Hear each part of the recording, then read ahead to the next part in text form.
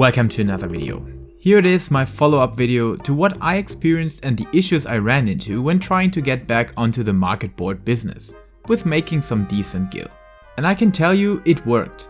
I made around 3 million gil, which sums up as around 2.5 million gil as profit, due to how low priced the ingredients are for classical gear. But there are some caveats, and as you can see from the clarity of my language, yes, I wrote a script this time to take you into a bit more in-depth level of my market analysis. And we finally have to get rid of certain misbehavior when it comes to undercutting. So let's expose the market of Final Fantasy XIV together. First things first, when you don't have a single clue of what I'm talking about, I highly recommend to check out my last week's video, in which I try to cover the whole approach of how to become a very lazy classical gear crafter and make use of the low prices of its ingredients. But of course, to sum it up, we utilize the strength, in the crafter's case the control stat, as the CP stats are barely different compared to the gear we had at the launch of Endwalker. However, this high control stat lets us craft classical gear without the need to spend a single piece of material as high quality, so we can comfortably start with 0 quality. Then we're using these insanely well optimized macros, basically just the best I could come up with. Yes, I'm bad at math, so there are probably much better macros out there. Still, this leads up to a margin of 10k expenditure for something with large material requirements like weapons or armor pieces, and 5k for accessories and such, which is still, even if the profits look terrible, 6 times increase of value for every piece of gear we sell. Even in the worst case for these embarrassing 28k sales shown here. Nonetheless, there are some better ones as well, and with great crafting efforts come great undercutting responsibilities, but more to that later. For the first couple of days, it was a chill breeze. I could craft while refilling my copium tanks in the meantime. But this horrible undercutting thing annoyed the shit out of me, so I tried to analyze the market again and searched for other ideas that always worked in the past for me and yielded the one or the other million gil. First, bardings weren't bad, however the barding business has one big downside. Chocobos are nearly useless in everything that isn't just overworld leveling content, so their uptime isn't the best. On top of that, there's a problem with the multitudes of different materials you need for each individual barding. It's really a horrible thing for inventory hoarders like me. Then we got glamour stuff, like all the shiny weapons from past expansions, but before we returning to this little niche of a market, wait for another video series coming up very soon. But to sum it up, one person can easily saturate this market alone, and there are simply too many possible crafters out there, which can be applied to all sorts of markets.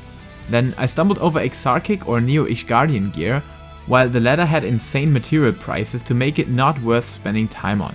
The first looked promising actually, so I dipped my guild-dripping fingers into this market a bit, but the results are yet to be seen. I guess it works nicely, because ingredient prices are decent and competition is reasonable as well. However, when comparing this to expenditure of classical gear due to the insanely low prices for materials, it actually pales in comparison, especially due to the fact that I made around 2.5 million gil per week with it. But of course, to get there, I have learned some lessons, and to extend and sustain this consistency, there's a lot of mindset work to be done, so let me try to share this as best as I can. First of all, offer variety. I know that it sounds dull and annoying to make one piece of gear for each fighting job, separating in 5 different great alkahests and many more materials that are from a different kind, flooding your inventory with stuff like crazy. But believe me, it's worth doing. The big reason for that is if you find yourself competing against another person on this exact item, you might have the monopoly on another thing, even if it's just for a brief moment. This brief moment, however, opens up space and time for potential buyers to step in and give you that sexy profit. So the more variety you provide, the higher chances are you're selling stuff.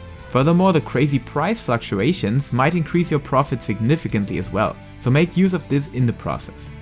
And now to the elephant in the room, undercutting. I mentioned this many times, but want to pin it down to 3 essentials to make it clear once and for all. First, undercutting will place your item at the most obvious buying position, the high spot of the chart, even when you're just lowering the current price by 1 gil.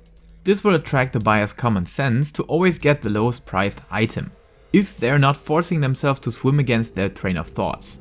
And the big reason why we're deciding for only 1 gil is the fact that everything more will heavily increase the deflation rate of said item, because every undercutting process and action of each seller will decrease the item's profit value by at least the amount you lowered it, minus 1.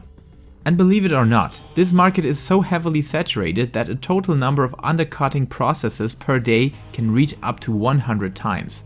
So the natural deflation of an item in the best case, with many active sellers trying to place their wares at the best spot, will still decrease the value of the item by 100 per day in this example. But every little deviation from that, increasing the undercutting price, will lead to a much faster degradation of said product, which means in the welfare of all sellers this has to be kept in check. So all people sticking to this rule, no matter how vigorous they are, will not hurt the final product's value that much. So please stick to this rule for the matter of your own business and profits.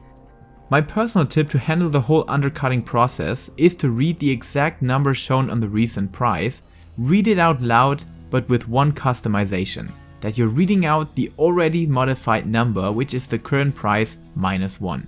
Sounds like a redundant trick for hangovers, right? Nope, this is actually the reason that kept me going and which helped significantly in reducing strain on my nerves and reduced failure rate when tipping. Of course, if your keyboard offers a numpad, this is even better to achieve. Okay, the second other big essentials are used when items are off the chart, by being listed for a much too hefty price or the opposite. The first thing being difficult because, like I said, if any potential buyer is interested and wants to get these items, there's a high chance that the price doesn't matter much. However, if you're talking about anything above 200k or even slightly below that, they might not click the buyout button and you lost a potential customer, which should be avoided. Above that, the currency value of these classical items are defined by the augmented classical stuff as well. So the clever buyer or character gear upgrader will look into the cheapest weapons or whatever they can find at the cheapest price and get this instead of the gear for the job they want it for, because they firmly know they can trade it against the right stuff anyways. So take this aspect into account as well. Which means if you see something with astronomical prices, make a wise decision and place something with appropriate listing prices for yourself. On the other side of the scale, of course, if you find something that is listed for half the price of the next higher seller's price, especially if you're already talking about something below 50 or 40k, take justice into your own hands and buy it out until prices have been restored again. Sometimes people need to be taught a lesson, especially the "oh boy, I need to sell this quickly to be able to AFK in Limsa again with my new glam" endies. So to sum it up again, the classical market is not dead. 2.5 million in 1 week is amazing. Some of the guild making veterans, me included, just have to accept the fact that making guild is spread across many more players since Shadowbringers. And the good old times of becoming a guild billionaire with ease are simply over. Which means giving this business some solid time or trying to find other niche markets is the way to go now. And when you're going to do this for over a year, you might end up with 130 million gil in total, which is not that bad. Especially as you're always training your marketing and crafting skills and ideas to stand out against the competition when fresh gear is going to be introduced in 6.2, which is also a couple of weeks until this is going to be launched. So use this as the training grounds for the big business to come and get those nasty gills, while keeping value of items in check with sticking to the 1 gil undercutting rule, to make Eorzea a better place for all of us, right? Of course, I will keep you updated about all things skill making and crafting, and I would love to have you join my top 10 relic video on Sunday. Until then, stay safe, stay healthy, and keep loving Final Fantasy.